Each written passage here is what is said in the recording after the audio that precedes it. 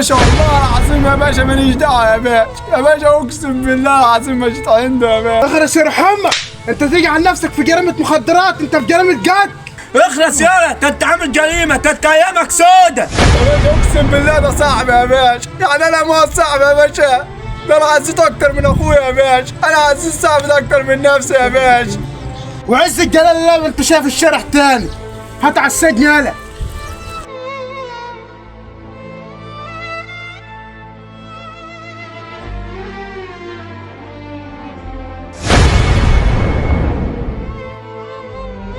بس احنا طلعنا بمصلحة حلوة يا زميلي.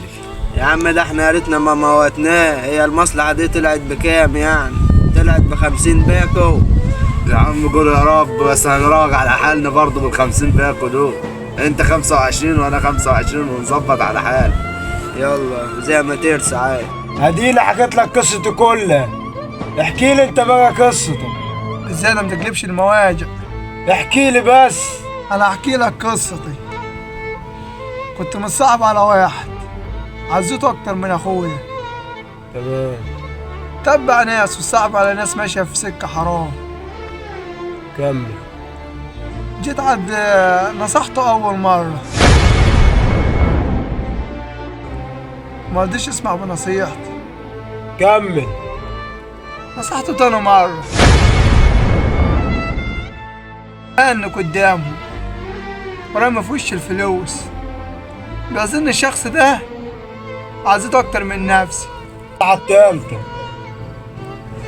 النصيحة التالتة،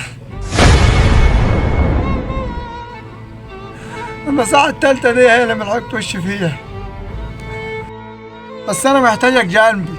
وعد الله ما سيبك حتى لو فيها موتي، عشان انا عمري ما قابلت صاحب جدع زيك. ماشي يا صاحبي. ده كان ده ما بيفكركش بحاجة يا عبدو؟ هيفكرني بيه يعني. فاكر من 10 سنين فاتوا ساعة ما جبنا صاحبنا هنا واتفقنا عليه؟ ياه انت لسه فاكر؟ بس هو عمره ما يتنسى يا عم. السلام عليكم. السلام ورحمة الله وبركاته. بس صاحبه كان زعلان عليه قوي.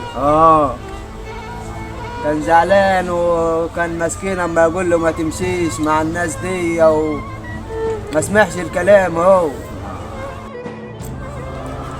ألو. يا مؤمن. الحمد لله تمام يا صاحبي. لما اقول لك ايه، انت تعرف حته اسمها السكه القديمه ايه؟ مالك أنت ومال السكة القديم؟ الجماعه اللي انت حكيت لي عليهم دول، سمعتهم بيتكلموا برضه في نفس الموضوع اللي انت اتكلمت فيه. أنا هما دول يا صاحبي، دقيقة بالظبط هكون عندك. اضربهم لغايه ما تيجي ايه؟ ما تضربهمش ولا تيجي عندك. يا صاحبي عادي احنا هنمشي وعادي زي ما ترسى عادي. أيوه نفس القعدة.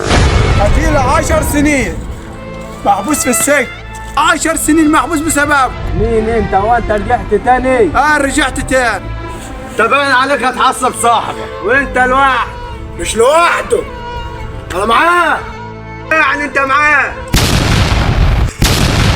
صاحبي التاني اتقتل.